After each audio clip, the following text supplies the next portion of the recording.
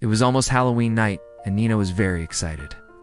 She was going to a Halloween party with her family, and she had a beautiful witch costume. Her black dress had a big orange bow in the front, and a matching witch hat sat on top of her head. When Nina got into bed that night, she heard a knock on her window.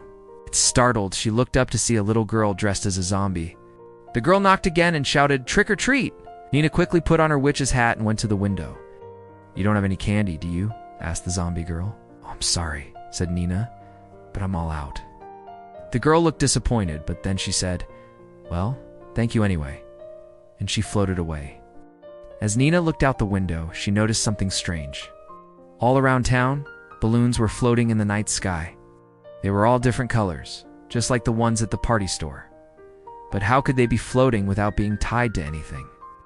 And why did they suddenly appear in the middle of the night? Curious, Nina put on her witch's shoes and walked out her front door. She had an idea that the balloons might lead her to more trick-or-treaters, but she couldn't have been more wrong. Instead of other kids in costumes, she saw a group of elderly people huddling around a balloon. "Excuse me," said Nina, "but can you help me? Why are the balloons floating in the night sky?" An old woman with a pointy nose turned around.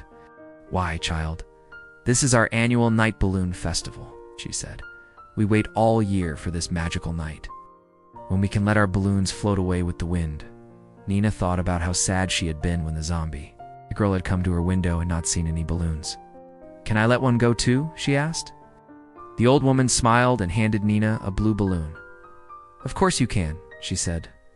And so Nina let the balloon float into the night sky with all the others. She waved goodbye as it drifted further and further away, until it was just a tiny dot in the darkness. When Nina turned to go home, she saw the other kids from her Halloween party. They too had been given balloons, and they were having the time of their lives. Nina joined in, and soon she and the other kids were laughing and playing with their balloons, until it was time to go inside. Nina went to sleep that night feeling very happy. Not only had she made some new friends, but she had also learned that sometimes the best adventures happen when you least expect them.